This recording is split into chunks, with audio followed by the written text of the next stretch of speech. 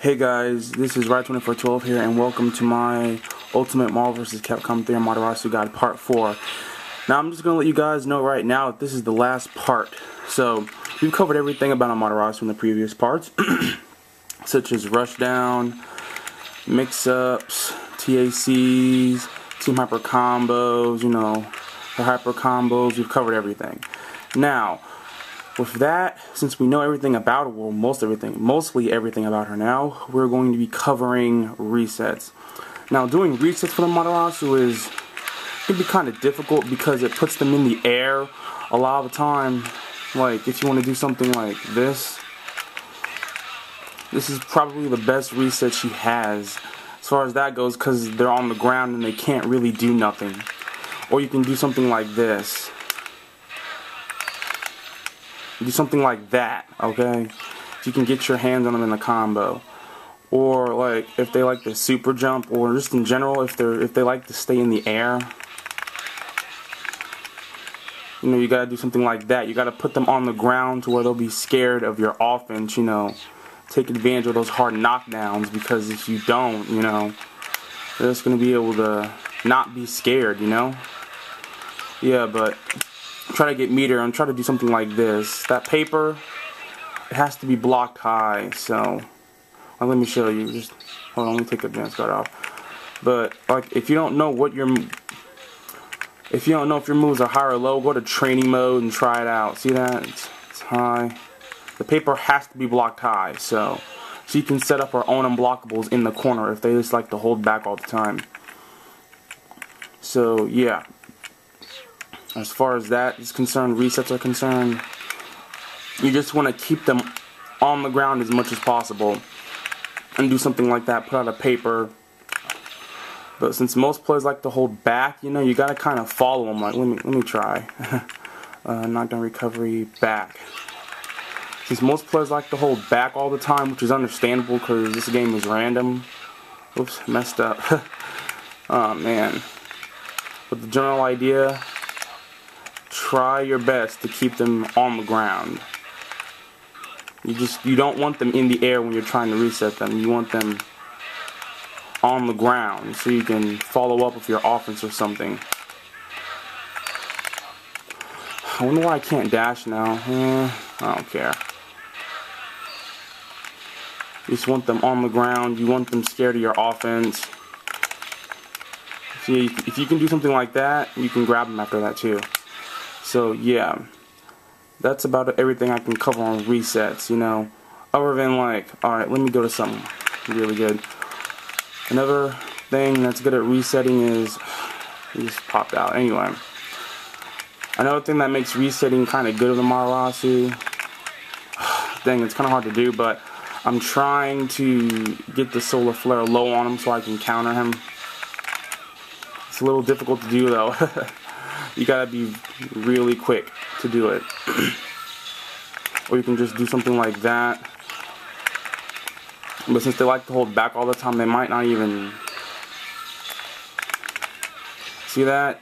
Since that's one thing a lot of Dr. Doom players like to do, is just spam foot dive, out of everything. So yeah, as far as resets are concerned, that's everything I recommend. Ladies and gentlemen, I have found some tech with Amaterasu.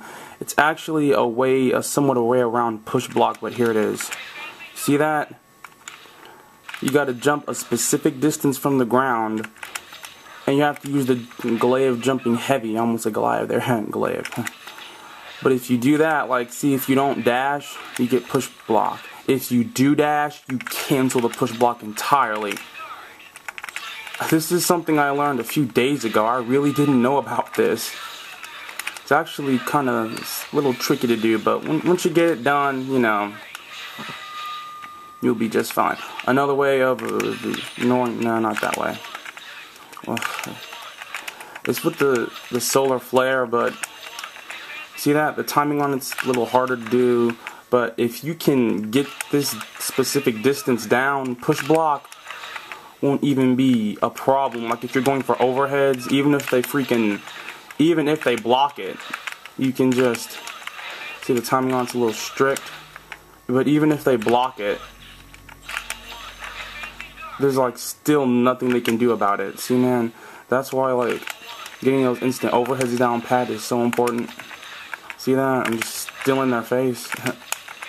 Yeah, see that? That's for like perfect timers out there. But yeah, get the timing on that down. There's like a specific distance you got to jump.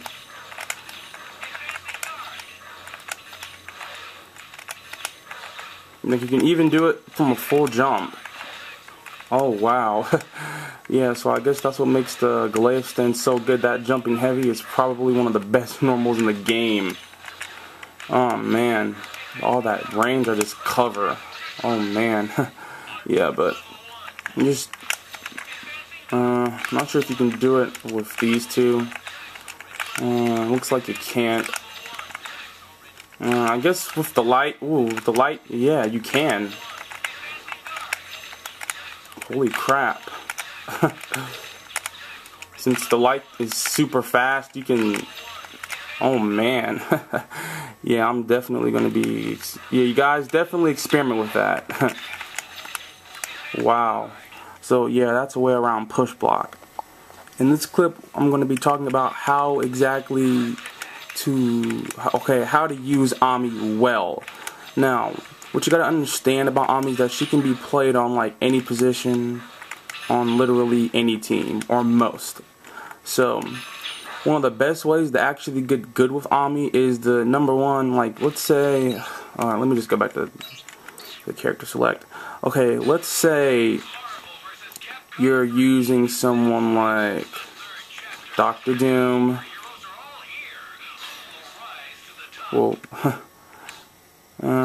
yeah, let's just say using someone like Dr. Doom, Amaterasu, and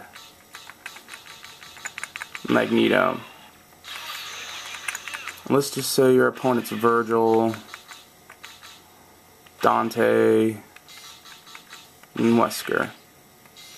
You know, team trench coat. So, now, this is where learning how to use Ammy, it becomes really important. Alright, let's say you get caught by Virgil in a basic combo. You know, now this is the time like if they get enough meter, they can do something like this. Or if the other team gets enough meter, they'll do something like this. They'll snap in Ammy because they don't want you using her assist. Her assist is really that good. So this is where putting Amaterasu on point on any team you have Amaterasu, and I do literally mean any team. That goes for bizarre teams as well, like Shumagoraf, Rocket Raccoon, you know, those teams. You know, any team you have Amaterasu on, if you're having trouble learning her, you know, like if she's like your anchor or if she's a second place on the team, you know, sooner or later, someone's going to decide to snap her in, you know, using the snapback. So I can't stress to you how important it is to, like, know your matchups, but we'll be getting into that in the next clip. But yeah, you got to know specifically, like, easier way to learn how to use Ammy would be, like, to use other characters. That way, you know, like you can ask yourself these questions, like, which part of the screen can they control the best? You know, the range on their normals. If your normals beat out their normals up close, you know, ask yourself these questions and, you know, use that character for about, I'd say like an hour or two, so you can get a basic feel of what parts of the screen they can control and what other parts of the screen they can't control, their blind spots, their weaknesses, their pros and cons. If you get this down, you can go back to Ammy and you'll feel much more confident in that certain particular matchup, you know. So yeah, so in order to learn how to use Ammy, you must be in tune with her a lot. Like, you must know her normals, but knowing her normals is pretty easy. They're largely safe. Frame advantage, they can be canceled out with weapon change to make them even more safe. You can cancel them out on the paper. You can switch it up. You know, she has a way around push block, yada yada yada. She has a projectile and cold star. Really good. Paper's really good for everything. You know, but each unique weapon has their own disadvantage, so you gotta toggle between each of them at the right time to kind of make up for the flaws. Yeah, also guys, really do not be afraid to toggle between your weapons. Learning Ammy isn't all about staying in one weapon. Believe me when I say this. I used to do the same stuff over and over. I used to just do the same solar flare. I used to do that all the time, like in vanilla in the original Marvel 3, but you know, experiment with your weapons, you know. Another good way to use Ammy would be like to stay in one weapon as much as possible and find out, you know, that said weapon's unique advantages and disadvantages. You know, like Ammy's so good, or each weapon is so good that you can honestly go an entire match mostly using one weapon because they're so good. Well, except for the Rosary. The Rosary, you know, you gotta be mid-screen or more to be good with the Rosary. You know, or they have to be in block stun, like with an assist like that to keep them locked down. And you gotta, like, if you want to use the Rosary most of the time, you're gonna have to toggle between this solar flare and the Rosary. That's just how it is, man. You know, the Rosary is good, but it only has one special move, and it lacks an up-close play style. So, you know, you gotta do something like this when they get up close. Switch quickly to get offense up close, or to get them off of you, you know. Yeah, but that's really important. You know, you gotta know which moves to push block away and which moves not to. And like if you're fighting someone like Virgil, like I said in previous clips, look at all that range. The solar flare can only do so much. Yes, you have the counters. Yeah, and also guys, another important tip is know which moves Amaterasu can duck under, because this is really important. Because look at this. Well, she can't necessarily duck under it, but you gotta learn the moves that Ammy can duck under, because if you do that, yeah, and also learn how laggy their moves are. If you can do that, like, okay, the best way to do it is like use a character and then like go to training mode, you know, pick Amaterasu first and go to record, and then like after, like put them on block, you know, and then like just record Amaterasu doing this to learn how laggy your moves are. So like you're benefiting from that character that you're using to learn how laggy their moves are, and you know, your Ammy's benefiting. You're learning something on both sides. You're not, you know, just learning about one character. You're learning two characters at once. But yeah, man, with Ammy, you really want to learn what moves she can duck under, because, like, watch this. Alright, let me just do it. Like, Ammy, I think she can duck under those moves. You know, if you're not sure, test it out. See that? So Wesker's going to be hitting you low most of the time, because Ammy can just crouch under his moves. So you know what that means? That means, like, most of the time they're going to be hitting low, so solar flare medium is going to win. But anyway, yeah. That's about all I got for learning how to use Amaterasu. So go in training mode. Use Ammy on point on any team. You gotta learn how to use her. You gotta learn her matchups. Don't stay in one stand. Well, that's unless you're doing like a solo weapon play style, you know, which I understand completely because the glaive and the solar flare are really good. But in general, don't stay in one stance for too long. Even if you stay in the glaive, which is a really good stance on part of solar flare, you know, sometimes you switch to the solar flare to kind of catch them with a counter or something. But yeah, don't stay in one stance for too long, and use Ammy on point. Learn the moves she can duck under. Use another character so you can learn their moves and what parts of the screen they can control. And you know, we already went over in the previous videos, Ammy cannot dominate the sky well. She's not a sky-based character. She's a ground-based character. She dominates the ground. You know, she's meant to keep opponents off of the ground.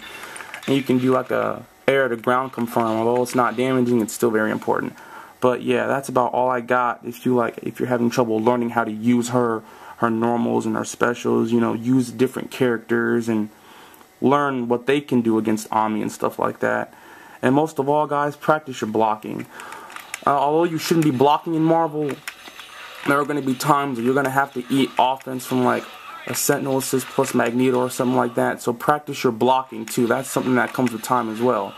So yeah, that's about all I got. All the tips I got on, you know, learning how to use Amaterasu. Okay, now that we've covered literally everything about Amaterasu, her normals, each unique weapon, her special moves, her mobility, TACs, team hyper combos, her hyper combos, how well she pairs with other characters, her DHC synergy and her assist synergy.